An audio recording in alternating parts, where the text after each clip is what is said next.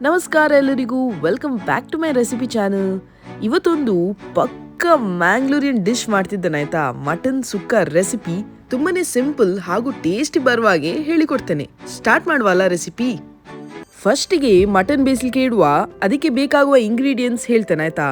ಒಂದು medium size ನೀರುಳ್ಳಿ, ಒಂದು ಚಿಕ್ಕ ಟೊಮ್ಯಾಟೊ, ಒಂದು ಚಿಕ್ಕ ಕೆತ್ತೆ ಹಾಗೂ 2 ಲವಂಗ, 8 ರಿಂದ 9 ಹೆಸಳು ಬೆಳ್ಳುಳ್ಳಿ ಹಾಗೂ ಚಿಕ್ಕ ತುಂಡು ಶುಂಠಿಯನ್ನು ನಾನು ರಫ್ಲಿ ಗುದ್ದಿದ್ದೇನೆ, 2 ಕಾಯಿಮೆಣಸು, ಉಪ್ಪು ರುಚಿಗೆ ಬೇಕಾದಷ್ಟು ಹಾಗೂ ಅರ್ಧ ಟೀ ಸ್ಪೂನ್ ಹಳದಿ. 1 kg ಮಟನ್ ಉಂಟು. 1 kg ಮಟನ್ ಅನ್ನು ನಾನು ಒಳ್ಳೆ ರೀತಿಯಲ್ಲಿ ಕಟ್ಟೆಲ್ಲ ಮಾಡಿ ತೊಳೆದಾಗಿದೆ. ತೊಳೆದದು ಸ್ವಲ್ಪ ವಿನೆಗರ್ ಹಾಕಿದೆ, ಯಾಕಂದ್ರೆ ಸ್ಮೆಲ್ ಹೋಗ್ಬೇಕಂತೇಳಿ. ಸ್ವಲ್ಪ ವಿನೆಗರ್ ಹಾಗೂ ಸ್ವಲ್ಪ ಹಳದಿ ಹುಡಿ ಹಾಕಿ ಸರಿ ತೊಳೆದು ನೀರನ್ನೆಲ್ಲ ಡ್ರೈನ್ ಮಾಡಿ ಇಟ್ಟಿದ್ದೇನೆ. ಸೊ ಇನ್ನು ಬೇಯಿಸಿದ್ರೆ ಆಯಿತು. ಮಟನನ್ನು ನಾವು ತೆಗೆದಿಟ್ಟ ಇಂಗ್ರೀಡಿಯೆಂಟ್ಸ್ ಒಟ್ಟಿಗೆ ಸೇರಿಸಿ ಕುಕ್ಕರಲ್ಲಿ ಬೇಯಿಸಿದ್ರೆ ಆಯಿತು. ಫಸ್ಟಿಗೆ ಕ್ಲೀನ್ ಮಾಡಿಟ್ಟ ಮಟನ್ ಹಾಕುವ. ಈರುಳ್ಳಿ,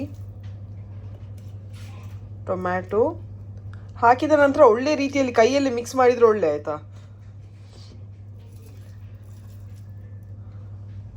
ಇದನ್ನೆಲ್ಲ ಹಾಕುವ. ಹಾಕಿ ಆಯಿತು. ಇನ್ನು ಒಳ್ಳೆ ರೀತಿಯಲ್ಲಿ ಕೈಯಲ್ಲಿ ಮಿಕ್ಸ್ ಮಾಡುವ. ಎಲು ಉಂಟು, ಜಾಗ್ರತೆ, ಶಾರ್ಪ್ ಇದ್ದರೆ ತಾಗ್ಬೋದು. ಸ್ವಲ್ಪ ನೋಡಿ ಮಿಕ್ಸ್ ಮಾಡಿ. ಕಷ್ಟ ಆಗೋದಾದರೆ ಸ್ಪೂನಲ್ಲಿ ಮಿಕ್ಸ್ ಮಾಡಿ.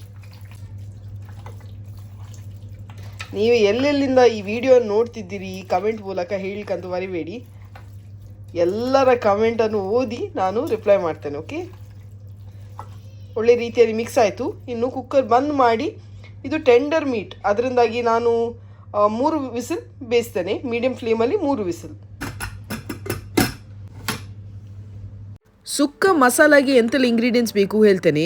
ಒಂದು ಮೀಡಿಯಂ ಸೈಜ್ ನೀರುಳ್ಳಿ, ಒಂದು 12 ಬೇಸೊಪ್ಪು, 3 ಟೀ ಸ್ಪೂನ್ ಕೊತ್ತಂಬರಿ ಹಾಗೂ 10 ಬ್ಯಾಡಿಗೆ ಮೆಣಸು, 1 ಟೀ ಸ್ಪೂನ್ ಸೋಂಫ್ ಹಾಗೂ 1 ಟೀ ಸ್ಪೂನ್ ಜೀರಿಗೆ, ಒಂದು ಚಿಕ್ಕ ತುಂಡು ಕೆತ್ತೆ, 2 ಲವಂಗ, 2 ಇಲಾಯ್ಚಿ, 1 ಸ್ಟಾರ್, ಅರ್ಧ ಟೀ ಸ್ಪೂನ್ ಒಳ್ಳೆ ಮೆಣಸು ಹಾಗೂ ಒಂದು ಸ್ವಲ್ಪ ಮೆಂತೆ, 8 ಹೆಸಳು ಬೆಳ್ಳುಳ್ಳಿ ಹಾಗೂ ಒಂದು ಚಿಕ್ಕ ತುಂಡು ಶುಂಠಿ.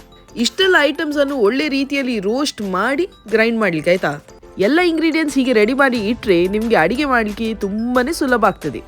ಇದು ಸ್ಪೆಷಲ್ ಮಟನ್ ಸುಕ್ಕ ನಾನು ನನ್ನ ಫೇವ್ರೆಟ್ ಪಾತ್ರೆಯಲ್ಲಿ ಮಾಡ್ತಿದ್ದೇನೆ, ಮಣ್ಣಿನ ಪಾತ್ರೆಯಲ್ಲಿ. ಇದು ಊರಿನ ತಂದದ್ದು, ಪಿಳಿಕುಳ ಸ್ಟೋರಿಂದ ತಗೊಂಡದ್ದು ನಾನು. ತುಂಬ ವರ್ಷ ಬಾಳಿಕೆ ಬಂತು. ಪಾತ್ರೆ ಒಳ್ಳೆ ರೀತಿಯಲ್ಲಿ ಬಿಸಿಯಾಗಲಿ. ಬಿಸಿಯಾದ ನಂತರ 1 ಟೇಬಲ್ ಸ್ಪೂನ್ ತೆಂಗಿನೆಣ್ಣೆ ಹಾಕ್ತಿದ್ದೇನೆ. ಎಣ್ಣೆ ಒಳ್ಳೆ ರೀತಿಯಲ್ಲಿ ಬಿಸಿಯಾದ ನಂತರ 1 ಮೀಡಿಯಂ ಸೈಜ್ ನೀರುಳ್ಳಿ ಹಾಕ್ತಿದ್ದೇನೆ. ನೀರುಳ್ಳಿ ಒಳ್ಳೆ ರೀತಿಯಲ್ಲಿ ಫ್ರೈ ಆಗಬೇಕು, ಗೋಲ್ಡನ್ ಬ್ರೌನ್ ಆಗಬೇಕು. ಗೋಲ್ಡನ್ ಬ್ರೌನ್ ಆದ ನಂತರ ತೆಗೆದು ಸಪ್ರೇಟ್ ಆಗಿ ಇಡಿ. ಇನ್ನು ತೆಗೆದಿಟ್ಟ ಎಲ್ಲ ಇಂಗ್ರೀಡಿಯೆಂಟ್ಸ್ ಫ್ರೈ ಮಾಡಬೇಕು. ಶುಂಠಿಯನ್ನೊಂದು ಬಿಟ್ಟು ಉಳಿದದೆಲ್ಲ ಇಂಗ್ರೀಡಿಯೆಂಟ್ಸ್ ನಾನೀಗ ಫ್ರೈ ಮಾಡ್ತಿದ್ದೇನೆ. ಎಂತ ಎಕ್ಸ್ಟ್ರಾ ಎಣ್ಣೆ ಹಾಕೋದು ಬೇಡ, ನಾವು ಸ್ಟಾರ್ಟಿಂಗಲ್ಲಿ ಹಾಕಿದ ಎಣ್ಣೆ ಅದೇ ಸಾಕು. ಫ್ರೈ ಮಾಡ್ತಾ ಇರುವಾಗ ನಾನು 8 ಗೋಡಂಬಿ ಹಾಕ್ತಿದ್ದೇನೆ. ಇಲ್ಲಿ ನಮಗೆ ಕಸ್ಕಸ್ ಸಿಕ್ಕುದಿಲ್ಲ, ಅದರಿಂದಾಗಿ ನಾನು ಗೋಡಂಬಿ ಹಾಕ್ತಿದ್ದೇನೆ. ಊರಲ್ಲಿ ನಿಮಗೆ ಕಸ್ಕಸ್ ಸಿಕ್ಕಿದ್ರೆ 1 ಟೀ ಸ್ಪೂನ್ ಅಷ್ಟು ಕಸ್ಕಸ್ ಹಾಕಿ. ನೀವು ನೆನೆಸ್ತಿರ್ಬೋದು, ಇವಳು ಹೇಗೆ ಮಣ್ಣಿನ ಪಾತ್ರೆಯಲ್ಲಿ ಹೀಗೆ ಕೈಯಲ್ಲಿ ಹಿಡಿತಿದ್ದಾಳೆ, ಬಿಸಿ ಆಗುದ್ಲವ ಅಂತೇಳಿ. ಈ ಮಣ್ಣಿನ ಪಾತ್ರದ ಎಂತ ಸ್ಪೆಷಾಲಿಟಿ ಗೊತ್ತಿಲ್ಲ, ಸೈಡಲ್ಲಿ ಹೆಚ್ಚು ಬಿಸಿ ಆಗುದಿಲ್ಲ, ಅಂದರೆ ಪುಲ್ಪು ಬಿಸಿ ಕೈಯಲ್ಲಿ ಹಿಡಿಬೋದು. ಅದರಿಂದಾಗಿ ನಾನು ಕೈಯಲ್ಲಿ ಹಿಡಿತಿದ್ದೇನೆ. ಆಯಿತು, ಒಳ್ಳೆ ರೀತಿಯಲ್ಲಿ ಫ್ರೈ ಆಯಿತು. 2 ನಿಮಿಷ ಒಳ್ಳೆ ರೀತಿಯಲ್ಲಿ ಫ್ರೈ ಆದ ನಂತರ ಫ್ರೈ ಮಾಡಿ ಇಟ್ಟ ನೀರುಳ್ಳಿಯ ಪ್ಲೇಟಿಗೆ ಹಾಕ್ತಿದ್ದೇನೆ ನಾನು. ತಣಿದ ಮೇಲೆ ಸ್ವಲ್ಪ ನೀರು ಹಾಕಿ ಗ್ರೈಂಡ್ ಮಾಡಿದರೆ ಆಯಿತು.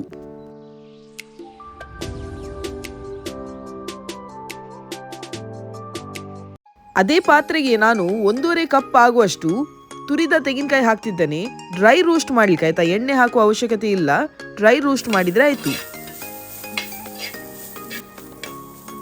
ತುರಿದ ತೆಂಗಿನಕಾಯಿ ಫ್ರೈ ಮಾಡ್ತಾ ಇರುವಾಗ 10 ಬೇಸೊಪ್ಪು ಹಾಕ್ತಿದ್ದೇನೆ ಆಯ್ತಾ. 3 ರಿಂದ 4 ನಿಮಿಷ ಒಳ್ಳೆ ರೀತಿಯಲ್ಲಿ ಫ್ರೈ ಆದರೆ ಆಯಿತು. 3 ನಿಮಿಷ ಒಳ್ಳೆ ರೀತಿಯಲ್ಲಿ ಫ್ರೈ ಆದ ನಂತರ ಫ್ರೈ ಆದ ತೆಂಗಿನಕಾಯಿ ತುರಿಯನ್ನು ಸಪ್ರೇಟ್ ಆಗಿ ಇನ್ನೊಂದು ಪ್ಲೇಟಲ್ಲಿ ತೆಗೆದಿಡಿ. ಫ್ರೈ ಎಲ್ಲ ಮಾಡಿ ಇಟ್ಟ ನಂತರ ಇನ್ನು ಗ್ರೈಂಡಿಂಗ್ ಮಾಡುವ ಕೆಲಸ. ಒಳ್ಳೆ ರೀತಿಯಲ್ಲಿ ರುಬ್ಬಬೇಕು, ಒಟ್ಟಿಗೆ ಅಲ್ಲ. ತೆಂಗಿನಕಾಯಿ ಹಾಗೂ ಬೇಸೊಪ್ಪನ್ನು ಸಪ್ರೇಟಾಗಿ ರುಬ್ಬಿ ಹಾಗೂ ಮಸಾಲವನ್ನು ಸಪ್ರೇಟಾಗಿ ರುಬ್ಬಬೇಕು. ಮಸಾಲ ಗ್ರೈಂಡರ್ಗೆ ಹಾಕುವ ಮುಂಚೆ ನಾನೊಂದು ಚಿಕ್ಕ ಲಿಂಬೆ ಗಾತ್ರದಷ್ಟು ಹುಡಿ ತೆಗಿತಿದ್ದೇನೆ. ಇದರ ಜೊತೆ ಅರ್ಧ ಟೀ ಸ್ಪೂನ್ ಹಳದಿ ಹುಡಿ ಹಾಕ್ತಿದ್ದೇನೆ. ಇನ್ನು ಮಿಕ್ಸಿಗೆ ಟ್ರಾನ್ಸ್ಫರ್ ಮಾಡಿ ಸ್ವಲ್ಪ ನೀರು ಹಾಕಿ ನೈಸಾಗಿ ರುಬ್ಬಿದ್ರೆ ಆಯಿತು. ಒಳ್ಳೆ ಫೈನ್ ರೀತಿಯಲ್ಲಿ ಕಡ್ದ ನಂತರ ಗ್ರೈಂಡ್ ಮಾಡಿಟ್ಟ ಮಸಾಲವನ್ನು ಸಪರೇಟ್ ಆಗಿ ಇಡಿ. ತೆಂಗಿನಕಾಯಿ ಹಾಗೂ ಬೇಸೊಪ್ಪು ಗ್ರೈಂಡ್ ಮಾಡುವಾಗ ನೀರು ಹಾಕುವ ಅವಶ್ಯಕತೆ ಇಲ್ಲ, 2 ಸರ್ತಿ ಪಲ್ಸ್ ಮಾಡಿದ್ರೆ ಆಯ್ತು. ನೀವು ಸ್ಟಾರ್ಟಿಂಗ್ ಯೂಸ್ ಮಾಡಿದ ಪಾತ್ರೆ ತೊಳೆಯುವ ಅವಶ್ಯಕತೆವೇ ಇಲ್ಲ. ಆ ಸೇಮ್ ಪಾತ್ರೆಗೆ 1 ಟೇಬಲ್ ಸ್ಪೂನ್ ಅಷ್ಟು ತೆಂಗಿನೆಣ್ಣೆ ಹಾಕ್ತಿದ್ದೇನೆ. ತೆಂಗಿನೆಣ್ಣೆ ಬಿಸಿ ಆಗುವಾಗ 2 ಮೀಡಿಯಂ ಸೈಜ್ ನೀರುಳ್ಳಿಯನ್ನು ಉದ್ದದಾಗಿ ಸ್ಲೈಸ್ ಮಾಡಿ ಆಯ್ತಾ. ಎಣ್ಣೆ ಬಿಸಿಯಾದ ನಂತರ ನೀರುಳ್ಳಿಯನ್ನು ಹಾಕಿ ಒಳ್ಳೆ ರೀತಿಯಲ್ಲಿ ಫ್ರೈ ಮಾಡಬೇಕು. ನೀರುಳ್ಳಿಯನ್ನು ಫ್ರೈ ಮಾಡ್ತಾ ಇರುವಾಗ 10 ಬೇಸೊಪ್ಪು ಹಾಕಿ ಆಯ್ತಾ. ಇದರಿಂದಾಗಿ ಒಳ್ಳೆ ಘಮ ಘಮ ಪರಿಮಳ ಬರ್ತದೆ. ಬೇಸೊಪ್ಪು ಎಷ್ಟು ಹಾಕಿದ್ರೆ ಸಹ ನೋ ಪ್ರಾಬ್ಲಮ್, ಬೇಸೊಪ್ಪು ತುಂಬಾನೇ ಒಳ್ಳೆ ಹೆಲ್ತಿಗೆ. ಆಯ್ತು, ಒಳ್ಳೆ ರೀತಿಯಲ್ಲಿ ಫ್ರೈ ಆಯ್ತು. ಇನ್ನು ಬೆಂದ ಮಟನ್ ಹಾಕ್ತೇನೆ. ಮಟನ್ ಸಹ ಒಳ್ಳೆ ರೀತಿಯಲ್ಲಿ ಬೆಂದಿದೆ, ಒಳ್ಳೆ ರೀತಿಯಲ್ಲಿ ಬೆಂದಿದೆ. ಸೂಪ್ ಒಟ್ಟಿಗೆ ಹಾಕುವ.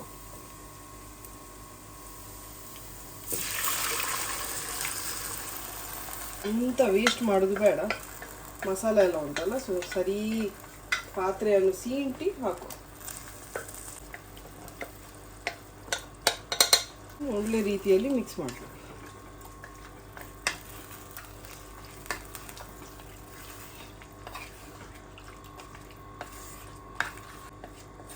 ಸುಕ್ಕ ಫುಲ್ ಡ್ರೈ ಇದ್ರೆ ಟೇಸ್ಟ್ ಅಲ್ಲ, ಸ್ವಲ್ಪ ಸೆಮಿ ಡ್ರೈ ಇರಬೇಕು.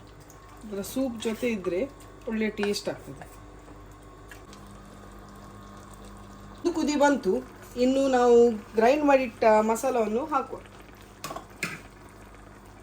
ಈ ಮಸಾಲವನ್ನು ಹಾಕಿದ್ರೆ ಆಯ್ತು. ಇನ್ನು ಒಳ್ಳೆ ರೀತಿಯಲ್ಲಿ ಮಿಕ್ಸ್ ಮಾಡಿದ್ರೆ ಆಯ್ತು.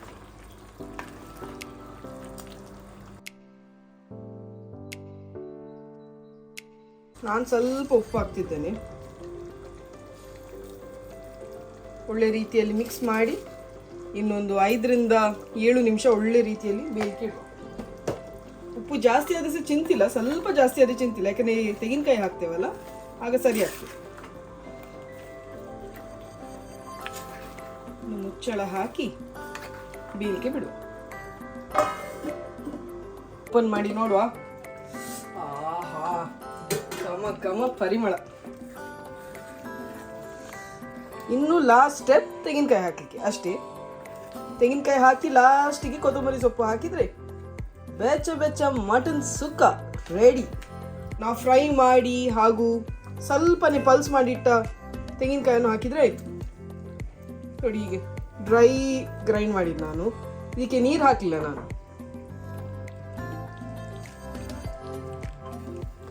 ಒಳ್ಳೆ ರೀತಿಯಲ್ಲಿ ಹಾಕಿ ಮಿಕ್ಸ್ ಮಾಡಿದರೆ ಆಯಿತು.